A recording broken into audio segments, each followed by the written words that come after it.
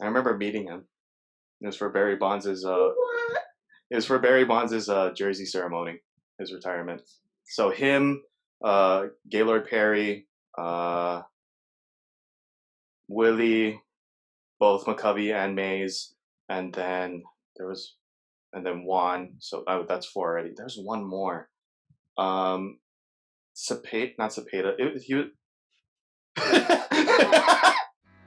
You're not even a fan of this club. You're barely a fan of the game. I worked there. Obviously... I worked there. Who is the... As you see, my Jedi powers are far beyond yours.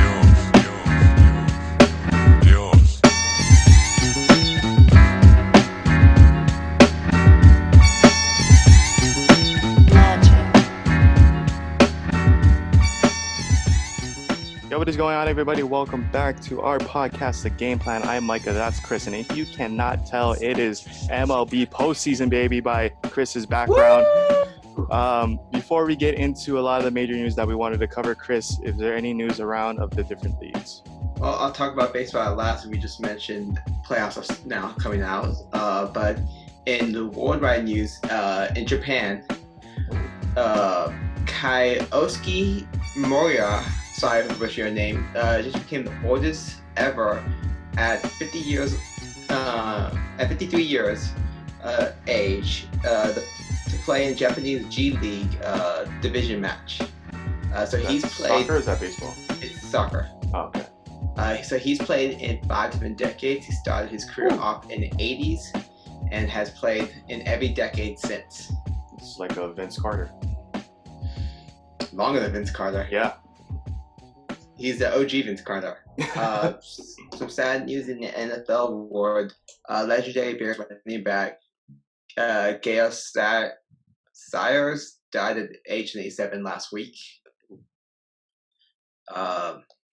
Then we also have news, updated MVP odds. I don't know if you guys have been watching football, but Russell Wilson's been going off. He has now changed his MVP odds from 10-1 back in March of this year to 7-2 just this past weekend. Other players that also had biggest moves for MVP odds are Josh Allen, which originally started off at 50-1, is now 22-1 with the Bills, and then Cam Newton. Not having a team back in March, he was 101 odds. Now he jumped up to 33-1 odds. So for you guys which place bets on these polls, put your money down right now. And then now let's talk about baseball. So we do have all the teams you guys can see in my background have made it to the playoffs right here, other than this team right here. We'll talk about this another day. But Shane Bieber officially was completed a triple crown, having the number one stats in the AL for wins, ERA, and strikeouts. Angels, which one of the teams did miss the cut for the playoffs, just fired their GM, Billy Ampler, just a couple days ago. And other football news I forgot to mention a little bit ago, Nick Foles of the Chicago Bears is now taking over the starting job for the rest of the season after coming back, after taking over former star Mitchell Trubisky to help the Bears beat the Falcons to bring the record to a 3-0, one of the surprising 3-0 teams out there. Well, before we get into the news, this is our 10th episode, and for me in particular, it kind of a big milestone. When I first asked Kris if he wanted to start a podcast, I didn't know what direction this was going to take, but I have much appreciation for Kris and sticking with me along the way on doing this podcast. For Kris, thank you so much. You do help me a lot in getting all of my thoughts out, and I hope I do that vice versa. But here's to another 10, another 50, another 100 episodes that we have in the near future. I got you. We have all this time to create and all this time to talk about the thing that we love, and that's sports. Yeah, so here's to another 10, another 50, and another 100. So to kind of transition into a topic that is widely averse within every subculture, especially in sports. Last week, today we're filming September 28th. So last week we heard of the Breonna Taylor um, decision, and a lot of athletes in multiple sports were not happy with the decision, and only one indictment of one officer after the altercation between officers, her boyfriend, and then her alleged um, involvement within a case within this past March. Unfortunately, Breonna Taylor did not receive justice, only in the form of compensation, monetary compensation towards the family. Um, and I think the biggest question between me and you, Kris, is what now? We see the discouragement within all athletes, everyone within the Black Lives Matter community. Just what now in order to honor Breonna Taylor's name and make sure that she gets justice that she truly deserves? What are we, CNN, with the politics, with government? We can't do anything. Yeah. In the perfect world, yeah, sure, justice has been served, or in the perfect world, no one would be killed. But honestly, we can't really do anything right now. Mm-hmm. All you could do is vote and try to make a difference, talk to your politicians, talk to the officers, try to get some more, break down all this racial injustice that people have been talking about, fighting for the last, 100 years. What the sports could do, like name a trophy after her, or I just feel like that living her name on beyond this decision. I think the WNBA is doing a fine job with that, as well as the NBA. But I kind of wanted to bring something a little forward within sports. And Louisville Cardinals led a march in unity after Breonna Taylor ruling. Coach Chris Mack, as well as a number of players, David Johnson, Charles Minlin, and Malik Williams, made statements this past Friday about the hearing and the decision of Breonna Taylor. Personally, to you, Kris, how do you think this is going to affect the NCAA season? Will you see teams of supporting that support social reform have a demonstration on national television? And do you think, I'm not saying the NCAA will do this, but do you think they'll try to approve like jersey modifications like the NBA does? Well, if they're not letting players use their own likeness to get money from that, they're not going to let it do that. Sure, schools have been putting whatever things in the end zone. We've already seen other schools do it. Alabama did a walk. We've seen Duke basketball team did a walk. I feel like every SEC team almost did one. A bunch of other schools have done some type of march, rally, some type of demonstration to bring justice, to talk about the still racism, talk about racist altercations, try to change the word. What else is there that they could do? Not play and show that is true. So it's really been happening. So what Louisville Cardinals done, sure, it was on national TV, but it's already been talked about in all the schools, talked about in those regions. You always see it on like ESPN when Nick Saban led the march. We saw when I'm blanking on the coach's name from Duke. Please help me with that. Shevsky do it. So it's almost what else is going to go on that no one can think of. What we've already seen protests going on for 6 months now. The city of Portland's pretty much just gone with protests. Don't know what else they could do. Yeah, I think probably the one ideas. Oh, I do like the jersey modification. Obviously, that comes into the compensation as well for the players. That comes into the talks and the conversation between that. But I think, as you said, you kind of hit the point. They're trying to do as much as they can within the legal means that they can. But I think, honestly, I've been thinking about this since the NBA started, the MLB started within July. I just say don't play anymore. Like, don't play for the rest of the year. I know they want to play, and I know that. What about if that one kid that's trying to make a living? That's his whole livelihood right there. Yeah. You just took his job away. Like, we've had lost jobs. And well, we know how tough it is. I'm probably not saying for like the NCAA. I mean, they have such a short. I was talking about like the pros. Oh, Sure, we see like Patrick Mahomes making $500,000, hmm $500 million over the next 10 years. But what about that undrafted rookie that's making what minimum wage for NFL, which is still a lot of money, like $100,000. yeah, But take that away from him. Well, he's now trying to look for a job with everyone else in this country is. yeah. And we know how tough that is to find even a job like at CBS to get. Even for a rookie. I mean, a lot.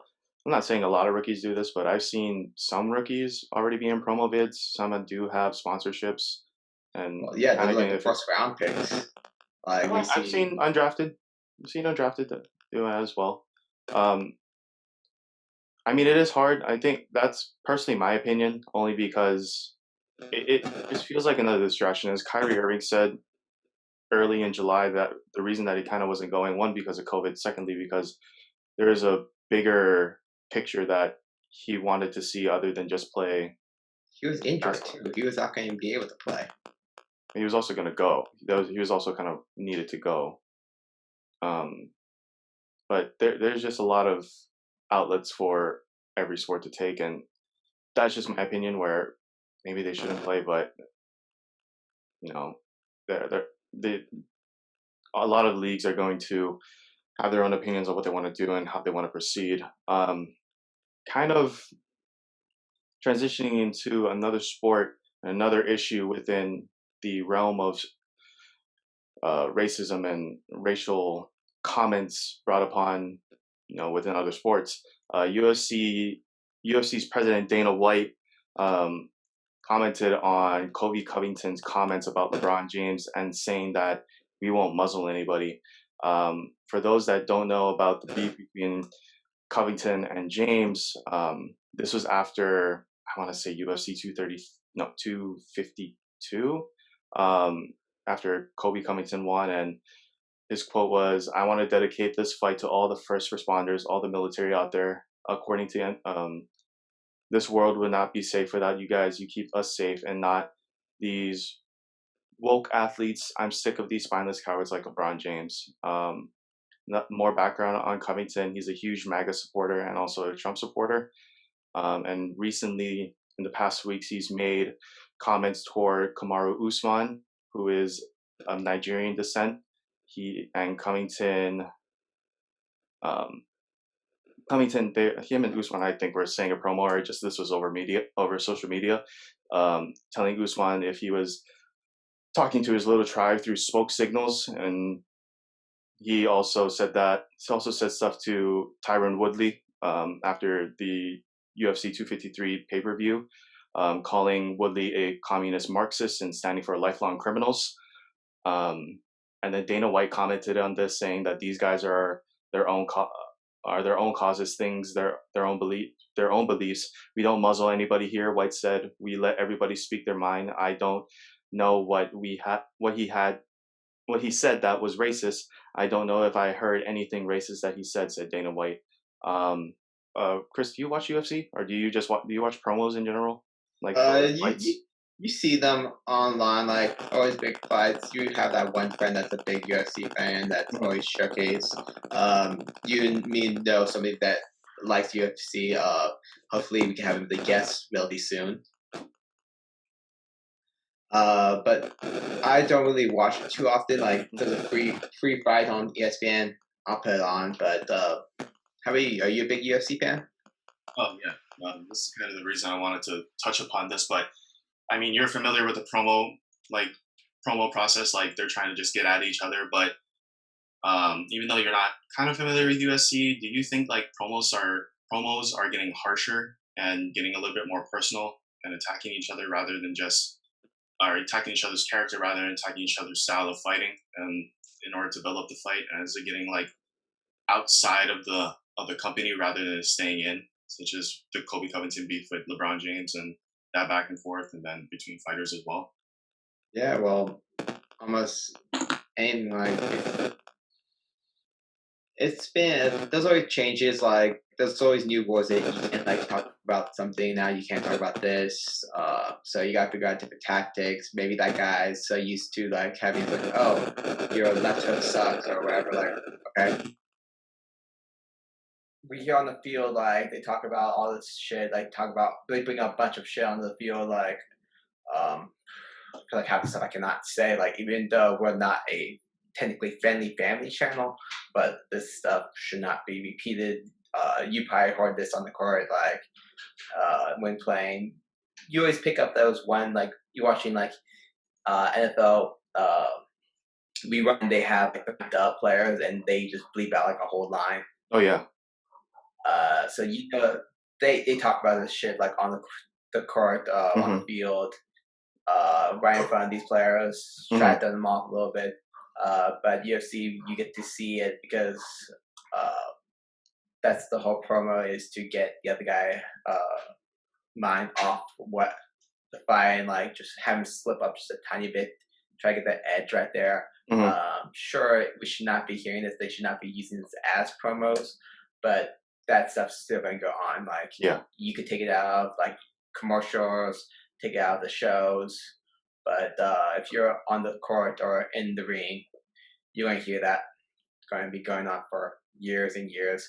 Yeah. Even if we take out like, oh, don't talk about race, don't talk about religion, don't talk about politics, you'll find something else to talk about. Oh yeah. Yeah, I totally agree with you. So what Dana White says, you won't muzzle anyone? Well, yeah, sure, you can't really muzzle anyone. Something's always going to be talked about. Yeah, I mean, they are just letting the fighters be them, and I do appreciate it, but I think it's like to some extent, like it's like people that are going to take it out of context and take it super offensively. They're going to just... Well, that's what the world we're living in right now. Yeah. And you say someone's going to find offense to it, like, oh, it's a beautiful day. Like, is it a beautiful day? No, it's not. Seriously, anything right now you could probably talk about, and someone's going to be negative about it.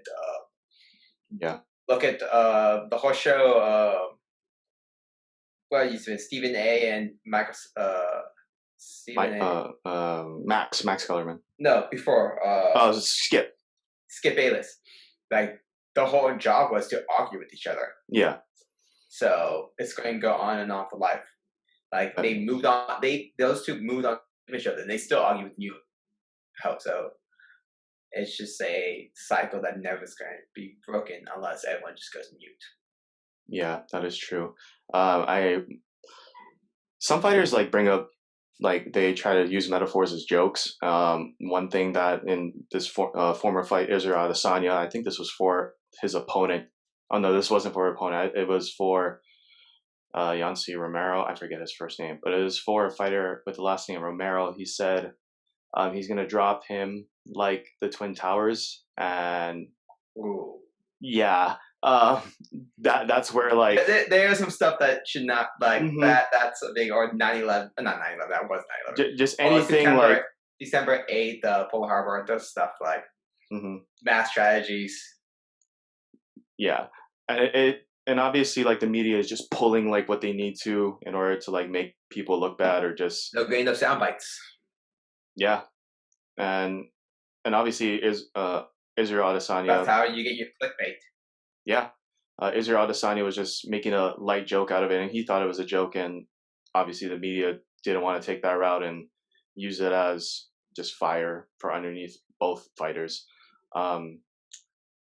Yeah, I just hope that Dana is doing a good job. I do like him as a president for the UFC, and I just hope he kind of checks his fighters sometimes. I mean, when you're paying the big bucks, I think everyone's going to listen to you, but yeah. Let's move on to, you got news? There's a couple of big news. One I will bring up in a little bit as we talk about a different topic in the NBA, but San Francisco 49ers has lost another football player on the team. Tight end Jordan Reed is now. I thought you were going to say Kittle. 6 to 8 weeks. Kittle is still out.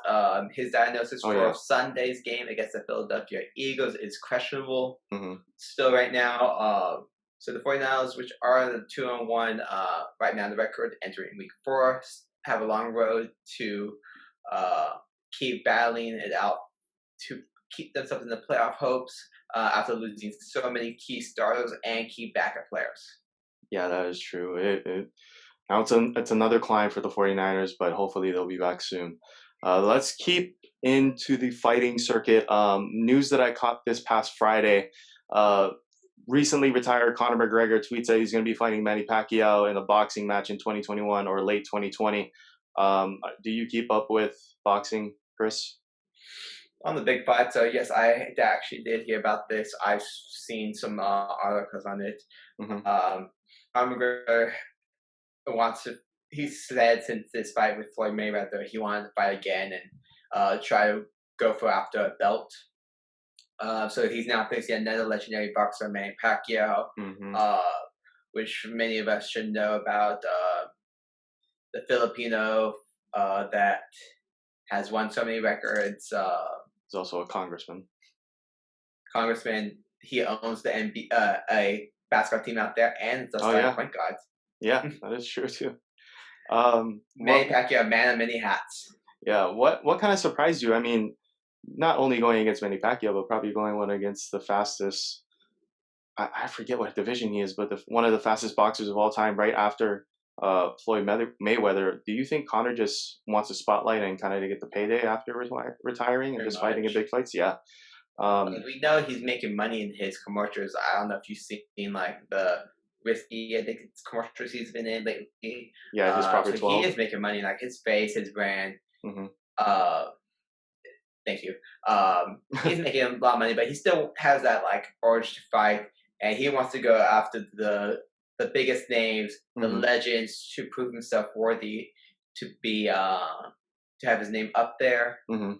So him fighting Manny Pacquiao, which I want to say he's in his 50s now. Almost, I think he's almost there.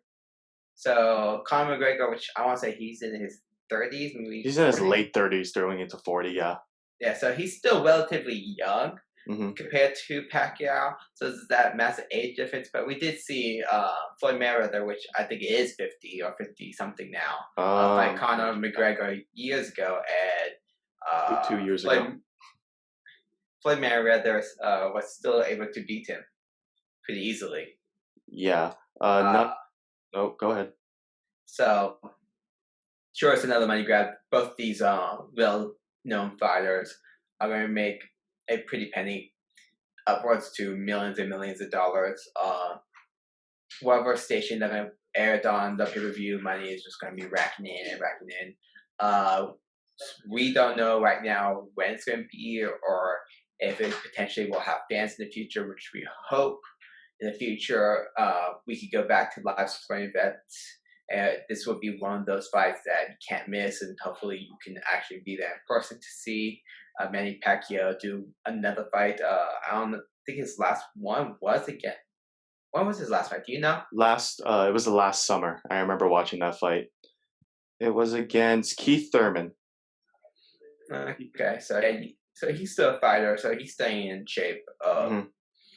So, what do you think of this fight? Do you think it's just another celebrity boxing match? Well, yeah. I mean, to first kind of fact check everything, Manny Pacquiao is apparently 41. Connor is 30. Yeah, Connor's 32, and Floyd is 43. I am so sorry. I gave you guys all 10 more years on your age.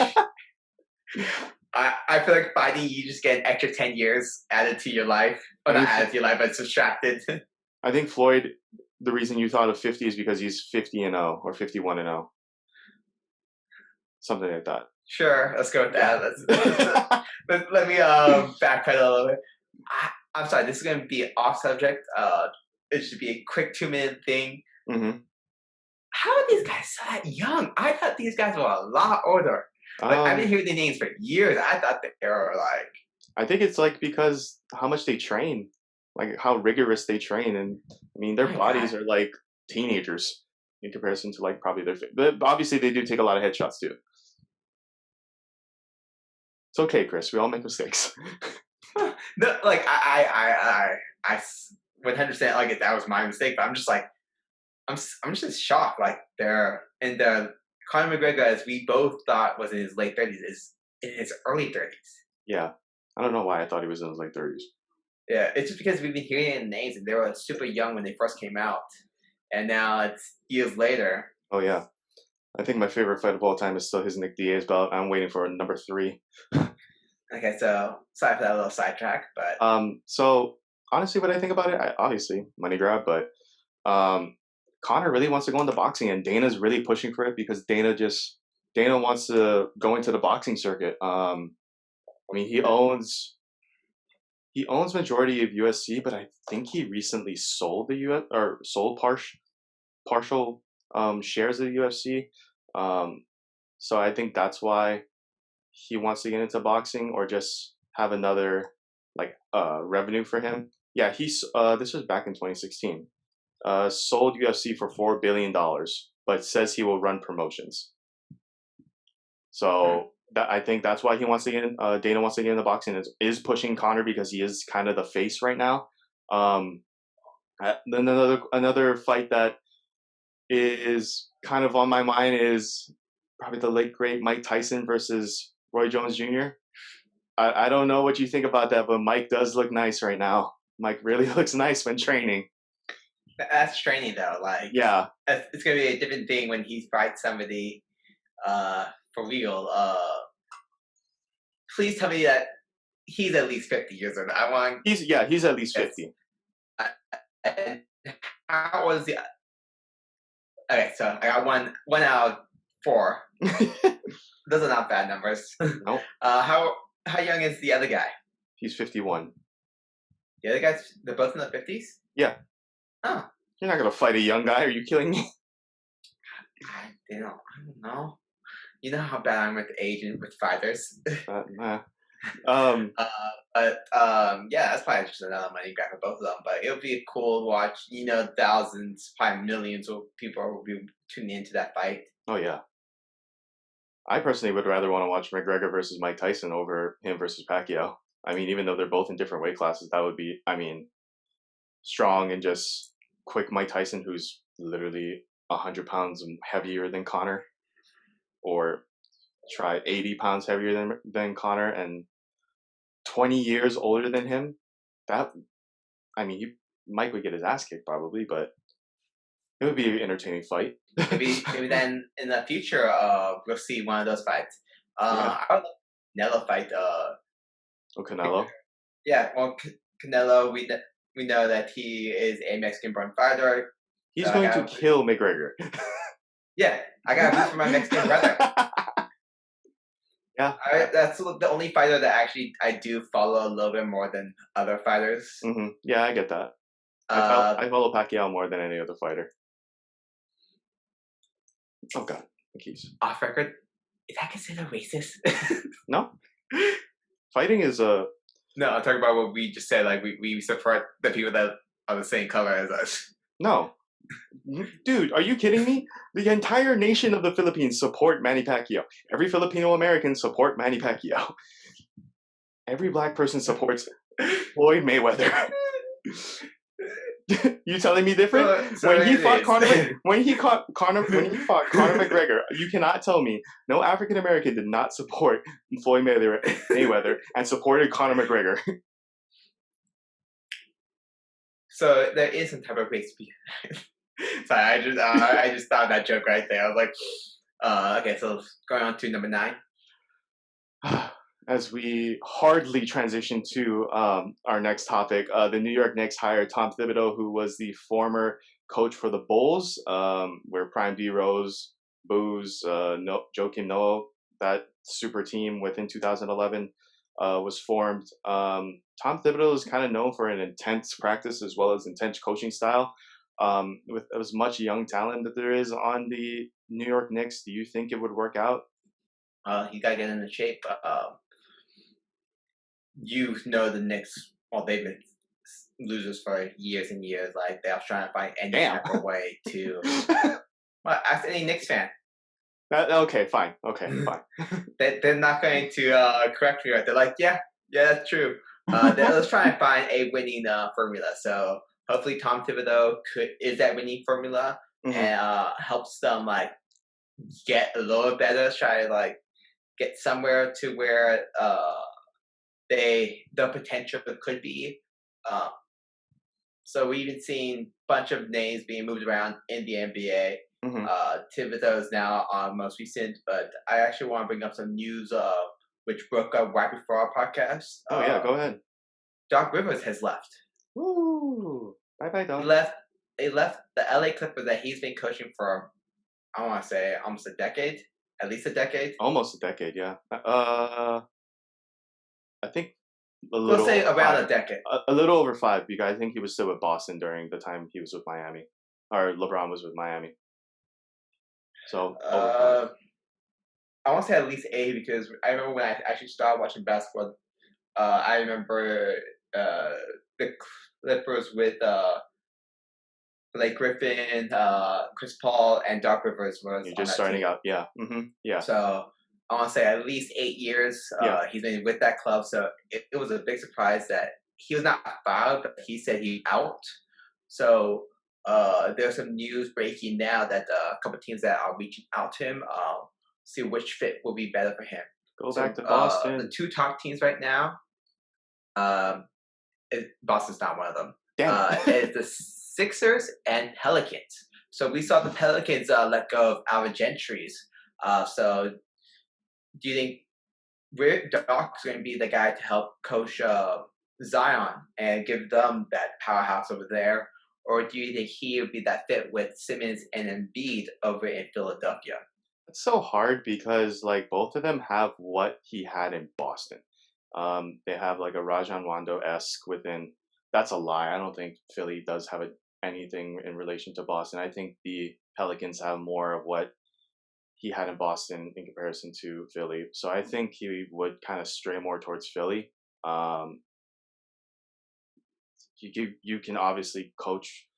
You can honestly let Lonzo be Lonzo. I think Drew Holiday's a shooting guard. You can let Drew be Drew, and then just teach Zion like the books of or the ropes of being a big ass center and a big ass middle within their front court. So I think the Pelicans have a good chance of getting him. All right. Last question for you about the basketball. So we talked about 3 different coaches so far in this in our 10 podcasts. So again, 10 double digits. So we talked about the Brooklyn Nets with the new coach Steve Nash. Mm-hmm. We just talked about New York Knicks coach, new coach Tom Thibodeau. Mm-hmm. And now we just kind of discussed Doc Rivers, where he might go. You and me both. I want to say I'm going to agree with you that he's probably going to go with the Pelicans. That's probably the best fit for him. Which of those 3 coaches are going to have the season in 2020, 2021? So to reiterate Chris's question, you kind of went out that. That's why. Which of those 3 coaches are going to have a good season? I think Steve Nash. Just because KD's going to be coming back. I mean, we saw him come back in Drake's music video, and he should be resting. That's a joke. KD's going to come back. Kyrie's going to come back. That team kind of held their own within the bubble without those 2. So if they could acquire one more, that would be great. But I think what they have right now is good, and I think Steve Nash is going to learn along the way as well as Steve Kerr and Jason Kidd have. But I think Brooklyn has a good path towards making it towards the playoffs this year. Who do you think is out of those 3 are gonna have a better year? I'm gonna say Doc. Doc has always been a playoff type coach. I can't think of the last time he missed the playoff. No, that is true. Yeah. Yeah. Whatever team he lands, he's probably gonna be going back to the playoffs. Hopefully. Hopefully he can make a deep run instead of his Clippers years when they could not even make it to conference finals. Oh God. Yeah. But I want to know, you guys, the listeners or subscribers, who do you think is going to have the best season? Please comment it down below, and when the season comes up, we'll talk about that again. But moving on to college now. Favorite topic. Micah's favorite topic. This is the topic that he loves talking about. We talk about this even off camera for you guys. So we got 2 more conferences now coming back to college football. Mm-hmm. We have the Pac-12 slated to play hopefully play 7 games starting in November, and the Mountain West supposedly to play 8 games starting in October. Hmm. What do you think of this? Do you think they should be playing after like less than a month ago? About a month ago, they said no, we're not going to play due to COVID-19 and all the unknowns still yet, testing and all that stuff. We saw Pac-12 partner up with a testing site to test the players a little bit more. But what are your thoughts about all this? Um, I mean, now after hearing the news, I mean, obviously we talked about this earlier. I was very upset. Obviously, I'm here in Hawaii, not being able to work. But I think for the Pac-12, it's a good move. Just they're really just trying to get their season out of the way without losing any more opt-outs or more players from opt-outs. But I think I just am curious on how the season will go with a 7-game schedule. I mean, you're only playing 3 or 4 games at home. If not, you're playing 5 games at home and 2 away. I don't know how this is gonna work. Um, I don't know. I guess at home. I say like I say they have a neutral site. I mean, that would be probably the best. It would suck, but if you're only having 4 to 3 games and you're minimizing the travel, then why not just have all the players come to like one site like SF or just like in Colorado? I don't. I say the best spots are Arizona, Yeah, or LA. keeping it hot. Yeah, just so Yeah, that. those are like the nice warm spots. It won't get too cold because you guys are now playing like mostly just a winter schedule. Yeah. Now the new winter sport. Insert insert laugh noises in the background now. Oh, thank you, Micah. That was so perfect. But hey, that's why people stuff for our podcast. Okay, go on. But anyway, my thoughts on these teams, I'm 100% saying kind of stupid. They'll just here for the money grab. What I've read into all this about the Power 5 conferences. They're always in for the money grab. That's what we've been discussing these past, I know, literally 5 and I'm going to podcasts. keep bringing that up every single time we talk about college football. There's an article I read this past weekend after the Pac-12 announced that they will be coming back and looking to start a 7-game season. That they actually kind of wanted to get part of the college national playoff money. Last year, each conference got around $60 million for playing. So if they could play that minimum, I think it's 6 games to be qualified, they get that little chunk of money, which is a large amount of money right there. And that's per conference given to each school. So you're getting conference. Yeah. Yeah. So $60 million divided that by the Pac-12. That's $5 million extra right there. Yeah. Alongside, I mean, there's no fans this year, so you're not getting any revenue that way. Both conferences have announced that they're not be playing with fans. I think they both announced that they'll be looking into this in early January, but it's still unknown right now. As we've seen in other conferences, there have been live fans. Biggest one, I think, is the SEC, which is leading up to, I want to say, 25% of capacity, which at those That's more than the NFL, isn't it? A majority of the NFL. Bringing into the NFL, the only team that is close to that 25% or around that 25% is the Dallas Cowboys at Jerry's World and Jacksonville Jaguars. The 2 teams that come to mind that are playing with about 10%. But I want to bring on this little quick side note. I always try to forget to bring this up to our conversation. We'll go back to talking about Pac-12 and Mountain West. But what are your thoughts of the no fan stadiums or limited fan stadiums and the blasting, just the fake crowd noise? We've seen that. I don't know if you've been watching the NFL, but we've seen CenturyLink Stadium for the Seahawks, one of the loudest stadiums out there. They're quiet. The Superdome last night, Sunday the 27th, we saw Green Bay Packers versus the New Orleans Saints at the Superdome, having quiet. Dead quiet. That only allowed families of the Saints players and coaches allowed inside, I think, suites So Yeah. they were like in like their own personal bubble. But up That's there, fair. you're sweep up here, goes down here. I know the sound kind of bounces around, but it's dead quiet. Yeah. We've seen teams. I even watched some SEC teams, but even with 25%, it is a dead quiet stadium. And away teams are actually performing a lot better. Like the home teams are actually not doing so great because they don't have that backing noise because teams are now getting faked down these hard counts. Mm-hmm. It's easier to read play calls now to the opposing offense. Everything's fair now.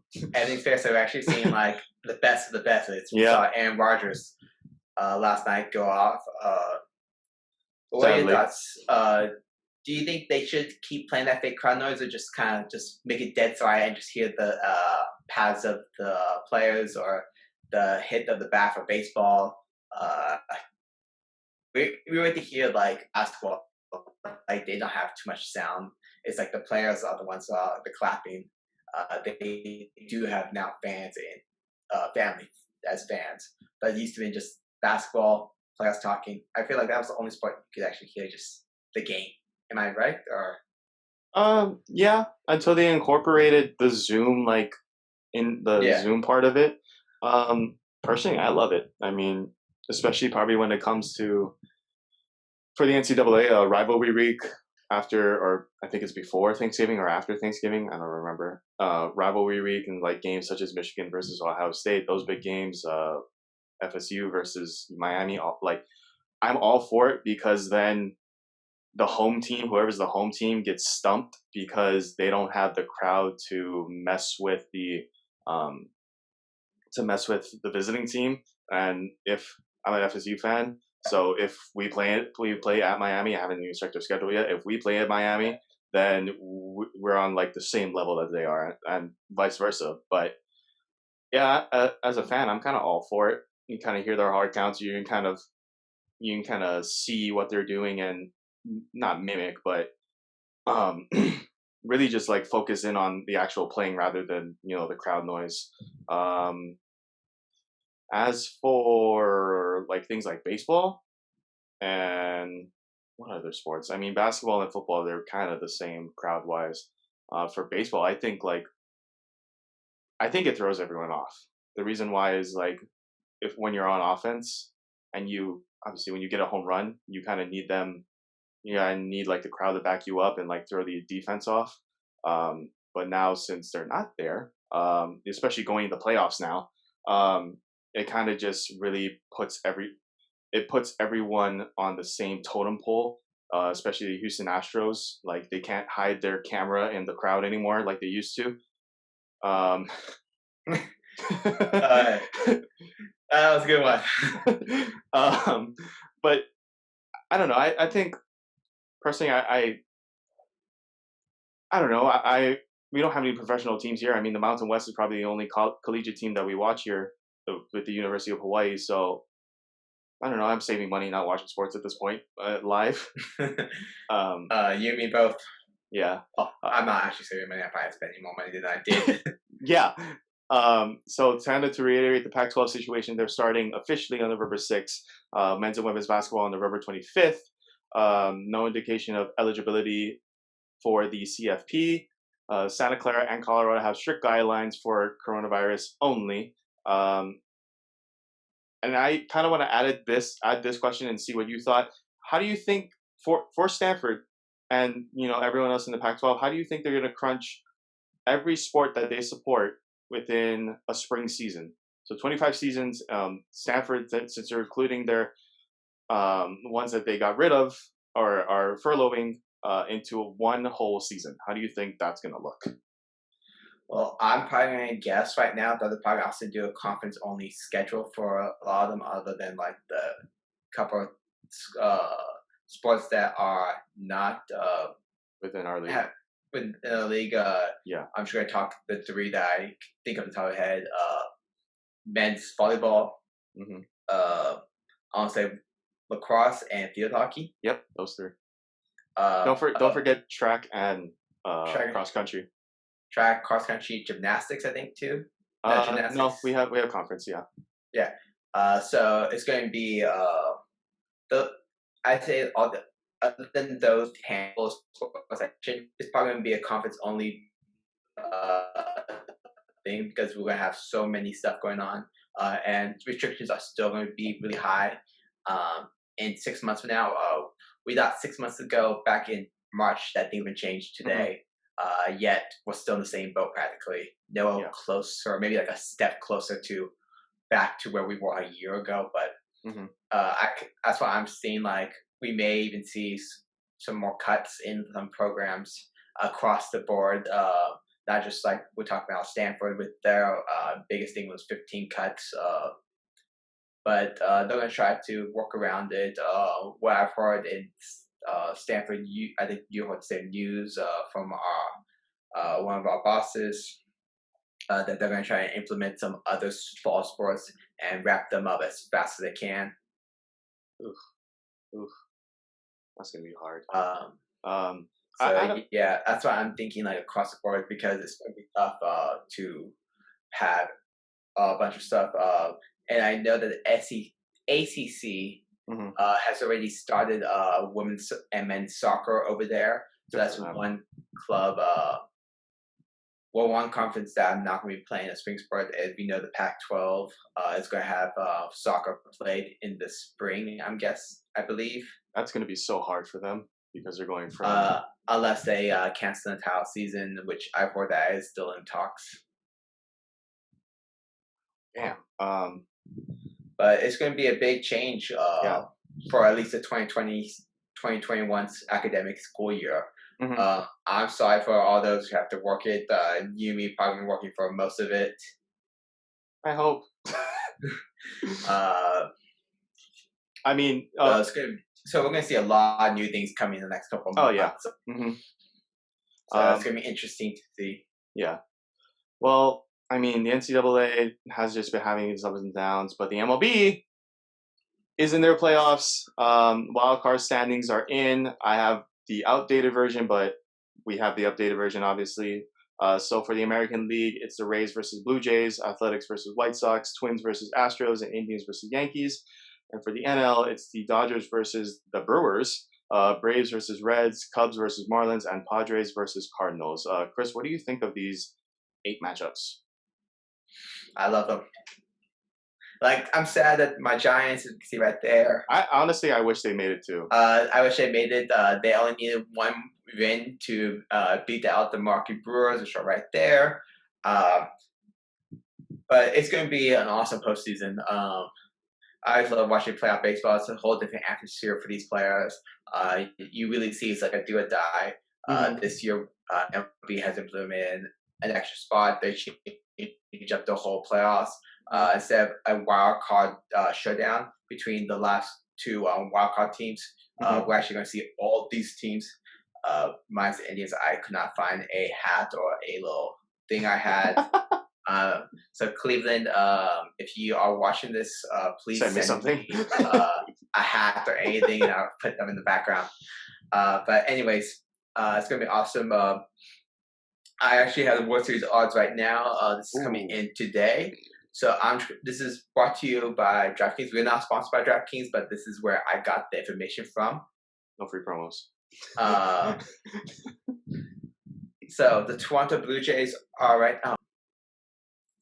Are they favored? Wow. They are plus 3,500. I don't know. Wait, what? Explain these odds. I don't know these odds. I know over under. I know plus minus. Plus minus. Quick recap for all those new bettors is how much money if you put $100 down. Plus it'll be what? Let's go with there's a football team or baseball team, whatever. It's plus 20. So you put your $100 down and you win, you get $20. So that's what I want to remember. I'm blanking on it, but if there's any of you guys watching this that know better than me or Micah, again, please leave it down in the... Mostly know better than me. Kris knows more than me. Comment section below. Please explain this a little better so we can talk about this when we get to more playoffs and talk about more odds and we may even bring this to the segment as... So they are the least favored team right now with a plus 3,500. The The Blue next Jays? team, the St. Louis Cardinals, right Oh, here. St. Cards. Okay. The Cards are plus 3,300, along Okay. with the Milwaukee Brewers. I don't like Milwaukee either. Go ahead. Also, Miami. Uh, They're also plus 300. The next team coming up, Cincinnati Reds. mhm. They're plus 3,000. Houston Astros plus 2,500. All right. Now we have 3 teams that are tied at 1,500. So that's Cleveland. Don't have. You don't have to. Chicago White Sox. Okay. Another Chicago team, the Cubs. So both Cubs, okay. Chicagos are plus 1,500 and Cleveland. Next team up, Minnesota Twins. Okay. Plus 1,400. And now we are. Next is 1,100. Is the Atlanta Braves. Really? Wow. Right Yep. there. Mm-hmm. So now we're in the top 5 teams. So we got the San Diego Padres, and the Oakland Athletics, both plus one grand. Yeah. Tampa Bay Rays, plus 600, with the New York Yankees also plus 600. I think I know who number 1 is. Yes, the favorite team, a team that's been going to the World Series, I want to say 3 of the last 4 years. Yeah. Mm-hmm. Those San Angeles Dodgers. So the Yankees are second. The Yankees are tied for second. With who? Tampa Bay. Oh. So those are our early playoff odds right now. Micah, me trying to explain the odds a little bit better to you. What team are you thinking right now? Early prediction to make it to the World Series and be crowned champions for the 2020 season. What is this? What is the championship for each league? ALDS or ALCS? ALCS and LCS. So I think for that, your 2 teams coming into the World Series are. I was gonna go ALCS, NLCS, and now I was gonna go to the World Series. I think I haven't been watching baseball, but I think it'll be the Indians. And I don't know the bracket. Fuck. I guess Indians and Athletics, and then Dodgers. I gotta give it to my Hawaii boy. I hope the Cardinals make it out. So Dodgers and Cardinals, and then I think the World Series will be Dodgers and Athletics. Those 2. Interesting. So mine's early preview right now. I don't have the bracket. Maybe I could pull it up really quickly in front of me. But I'm going to go with the San Diego Padres. They've been hot this year. They've been building that team to make a deep postseason run with Fernando Tatis, Eric Hosmer, Will Miles, and Manny Machado. Mm-hmm. And the other team that I'm going to be facing them, it's going to be a surprise. I gotta go with the Cubbies. You have Cubbies coming back? They're winning their second title? I'm not going to say that they're going to make the World Series. I'll get to that in a second. Mm-hmm. Okay. In the AL, I got my wife there. So 2 teams are making it to the championship series. Oh, jeez. And then I'm going to go with the Tampa Bay Rays. Ooh. Okay, I have the bracket up. So Tampa, Blue Jays, Cleveland, and the Yankees are in one bracket. So I kind of chose right. So Cleveland and the Athletics, I think, are going to make the ALCS, and then. Oh, me too. We both picked actually. I was like, I saw this yesterday. And then LA and. Okay. Since Cardinals probably won't make it, I'm gonna have to go with the Braves. That's my dad's team, and they've been doing really well too. So the Braves and LA, and then LA and Athletics for the World Series in Arlington. Yes. Speaking of Arlington, Commissioner Rob Manfred has announced that he is planning to bring fans for the NLCS, which is also hosts in Arlington, and the World Series. Mm-hmm. So that'll be the first time baseball having fans since spring training. That is interesting. How many? What percent capacity? It's still unknown yet. It's still a work in progress, but he is working he's working with the team to figure out a percentage right now. Probably around, don't want to say 10 to 25%. As we know, Texas has already done 25% in Dallas, which is close. Whose team is in Arlington? That would be the Houston. No, that's Houston. The Texas Rangers. Oh, okay. I was like, who's in Arlington? Okay. I would say 20%. That's a bet. That's a 20% bet. So yeah, we're going to be interesting to see playoffs starting tomorrow, September 29th. For majority of the AL teams. So we got our teams. We have our locks. You guys heard it now. Our two teams coming from the AL to the ALCS. Micah's were being the Yankees. No, the Cleveland and Athletics. Cleveland Athletics. Sorry, I just remember that you said you're a Yankee fan. That's okay. Thanks. Just take it out. And my two teams being the Chicago White Sox and Tampa Bay Rays. Then we have the National League one more time. So my picks are the Chicago Cubs and the San Diego Padres. And Micah's teams, the Los Angeles Dodgers and the Atlanta Braves. Yep. I would actually like to see one, obviously the California team, and I would actually kind of like to see the Chicago teams go at it. That would be nice. Yeah. Kind of a quick question before we go on to our last and final topic. Keep going. I love talking about baseball. You know that. How do you feel? My background today. Got the bat today. I'm pumped. How do you feel about the smaller season? Do you think it makes it easier on both fans and players in terms of burnout? Oh, fuck. I like the 162 games. I know. In terms of burnout, though, you know what I mean. In terms of burnout. Well, sure, it's probably a lot better. But if you're called for like half a month or a month for the 60-month season, that was all.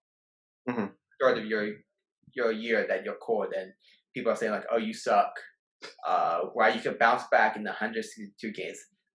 We know that the players went back in May, June when they were trying to analyze a deal between the MLBPA and the MLB. But the players actually wanted to play more games. They were willing to play up to, I think they originally wanted to play 100 games, starting from July through October and having the postseason in November. They tried bringing it down to 81 games, play half a regular season, because a lot of this, the players want to get played. They don't.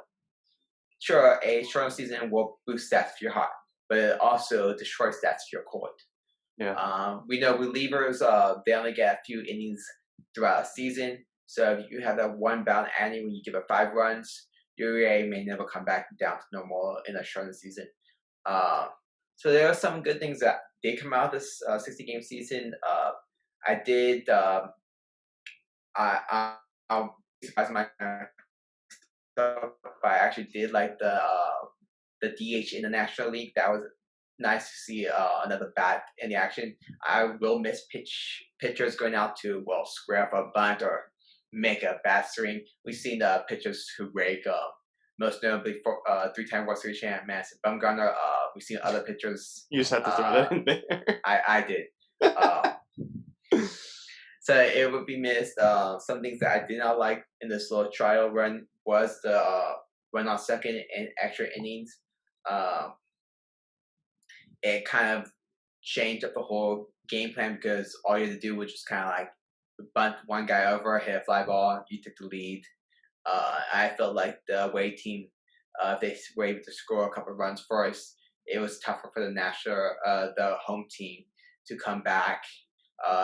It's a good idea, but it's way too early into a game that is like extra innings in the 10th. to bring it in. I wouldn't mind recommending it in the 12th inning.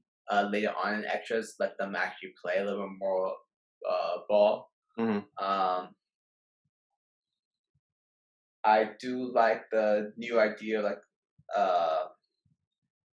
doing a taxi squad, having a few extra players on your roster but not dress them. I hope that actually continues, where you could have a few extra hitters lined up, or a few pitchers stashed away. Mm-hmm.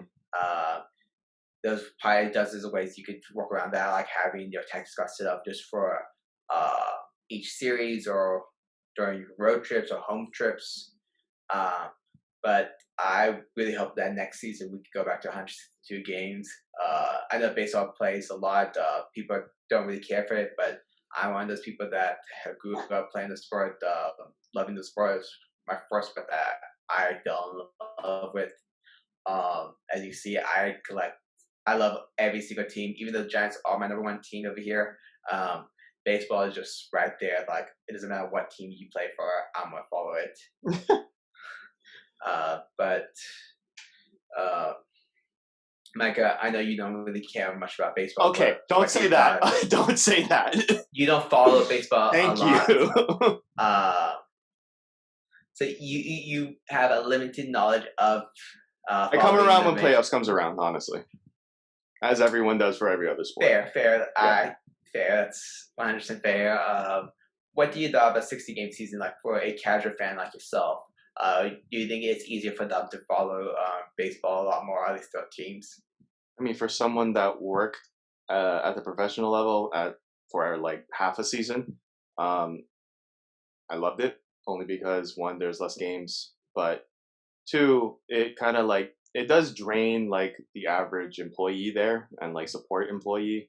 But in terms of probably for the players, I mean, obviously pitchers don't get a back-to-back start like they used to in high school or they used to in college. But I think in terms of burnout, I think it's probably good for them. Will this probably ever happen again? Probably not. Probably move up the chain more and more as conditions of COVID go away. But personally, I did like it.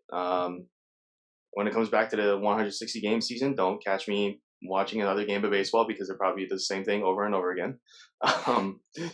But I did like it in terms of just having a smaller season overall. But let's move on to more baseball. And our final topic this month, between September and October, is Hispanic Heritage Month. There is a list of 15 people, both legendary and current players, who have top baseball's list of Latino players that have kind of changed the game. Kris, after I name these, I kind of want you to just, who in this list kind of revolutionized baseball for Latinos? So for the first one, it's Roberto Clemente, and then Fernando Valenzuela, Pedro Martinez, Mariano Rivera, Alex Rodriguez, Martin Diego, Lefty Gomez, Hiram Binthorn, Alfonso Chico Carrascal, I don't know how to say his last name, Juan Marichal, Rod Carew, Jose Canseco, Sammy Sosa, Big Papi, David Ortiz, and Miguel Cabrera. So what are your thoughts on all this? You listed some great ball players right there. I know. I didn't. ESPN did. Then screw you, Micah. Thank you. Yeah. Great list. But that's a tough one to really finish in give me baseball for Latinos. Give me like the top 5 of these people. Okay, my favorite players like that probably changed the countries or at least Latino ways. I gotta go David Ortiz. He's now like an icon in Venice. No, he's not from Venezuela. Dominican Republic, DR, yeah. Mario Rivera changed the game in general with that nasty cutter. Is this in any order, or are you just naming off kids? I'm naming players. There's no order for this. Then we got to talk about Roberto Clemente. He has an award named after him. Not just because he was a Latino player, but it's what he did off the court, off the field, by helping those in Latin America. Strategically, he passed during one of these trips over Nicaragua. So he has to be up there. As we know, that there's a award named to him for the player that demonstrates the best within the community and helps those in need. I also gotta give a shout out to Juan Marichal just because he was a different player. That kick though. That kick, pitching a 16 inning game. Having over 200 pitches in that game and saying like, I'm not going to go out. I got too much pride into this game. I remember meeting him. It was for Barry Bonds' jersey ceremony, his retirement. So him, Gaylord Perry, Willie, both McCovey and Mays, and then Juan. So that's 4 already. There's one more. Not Cepeda. He was. You're not even a fan of this club. You're barely a fan of the game. I worked there. Who was on Fourth? Was it 4th Street? Yeah, 4th Street. That gate. Who's the statue? Is it Cepeda? Let's see. So Willie Mays is the main gate, and then Juan Marichal is O'Doul's, and then who's the other side? So to reiterate, I met Juan Marichal, Cepeda, Gaylord Perry, both Willie Mays and Willie McCovey. Kris is hating this. I also met. I saw Barry Bonds. I saw Barry Bonds. I didn't meet Barry Bonds. The only reason I saw him is because he had an entourage and bald head, and I was like, "Oh my god, that's Barry Bonds." Obviously, I had no idea what was going on that day. But I saw Barry Bonds, drove Dusty Rhodes, had a conversation with Dusty Rhodes. Who else? I kind of talked to Brandon Crawford a little bit, and then I had to just make that quick walkout right there.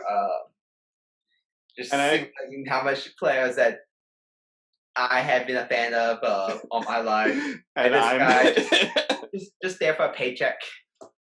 I also met Lucille. He retweeted one of my tweets, so. Oh, okay. That was pretty big for me back when. What was that? 2012. This is gonna make you laugh. I got the stare down from Bumgardner. It was pretty funny. For like no reason too. What was that?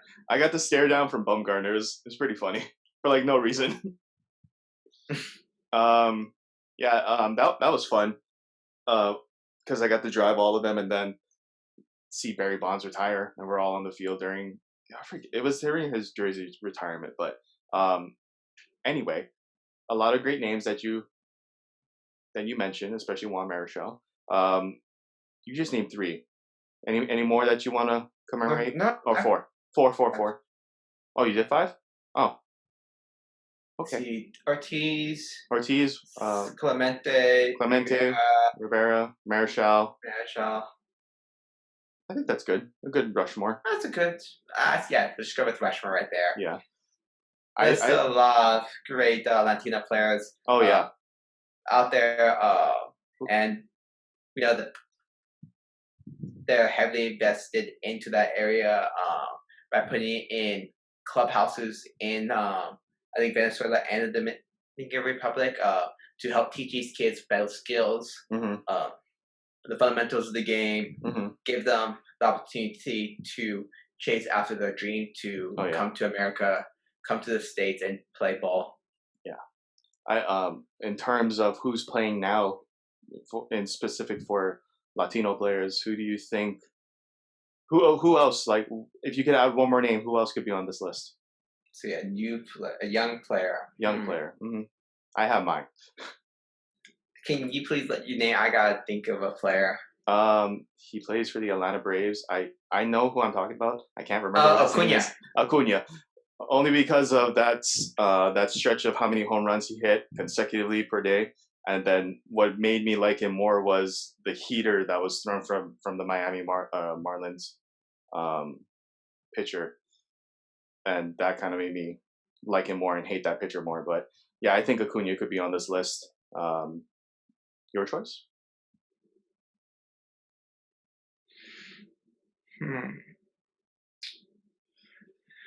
I already got Tatis. Oh, okay. Super young player. Tatis is just a super young player, loves the game, is energetic. I'm loving these new young players that are actually having fun. The kind of destroying the old status quo of baseball is almost like the no fun league. That's actually the NFL. But like how it's supposed to be a professional game now, they're kind of like, okay, well, screw this up. We've been seeing it in the playoffs. MLB's been pushing like, hey, have fun. These are kids practically. They're having really fun playing a kid game. They're enjoying themselves. Make light of it. I really like that. Like just doing that little extra little showmanship. Like doesn't matter if you're a hitter, like staring down a long ball, or a pitcher that's just like gets that strikeout, and you just know you just got that guy to swing and miss. I think, and they'll just react to it. It's a fun way to bring to the game, and we'll be seeing all these young players, as we mentioned, you with Acuna and me with Tatis, they're bringing a new energy to the game. And who knows, maybe a player that's still in the farm system that we don't even know about yet. Oh yeah, that's going to make a huge wave in baseball in the future. I think we can both kind of agree on this next player that I think should be on this list as well as Mr. Juan Soto. Having one of the best motion after a ball is thrown by a pitcher is the Soto shuffle. I think that is kind of what made me watch playoffs last year, is mostly him and his actions after each pitch and his reactions. I think he definitely deserves to be on this list. Well, with that, we talked about a lot of baseball today. We talked about the playoffs. We talked about Hispanic Heritage Month. It was not enough baseball. Oh, I'm sorry. Next week's podcast, we will definitely have a lot of baseball. We may see less hats next week. Oh yeah. We also talked about the NCAA with the Pac-12 and Mountain West starting up again. New York Knicks hired Tom Thibodeau. Connor McGregor is fighting Manny Pacquiao. Doc Rivers is leaving the Clippers. We brought that up as breaking news today. Yes. Colby Covington's actions within the UFC. Louisville Cardinals standing up for Breonna Taylor and the ruling, as well as a smattering of others, and just having a good time with each other during this podcast without a guest. With that being said, guys, please subscribe to our channel and also click the post notifications button so you guys can see us every single week, twice a week.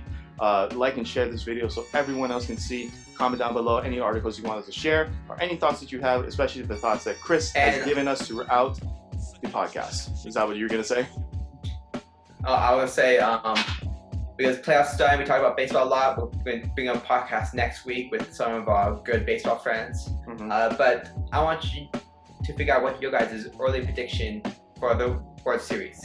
So please let us know. That will be discussed next week if this podcast has enough votes. But I want to know what you guys think of the playoffs. Who knows? You might be right and put that money on it. I'll give you guys that odds. If your team's up there and you think they're going to make all the right less money, give us a little bit of it. You can put all your bets into Venmo at Micah. We'll drop all links down at the bottom. Our Venmos. You guys can send us some extra cash if you're winning. With that being said, guys, that's Kris. I'm Micah, and we will see you next time.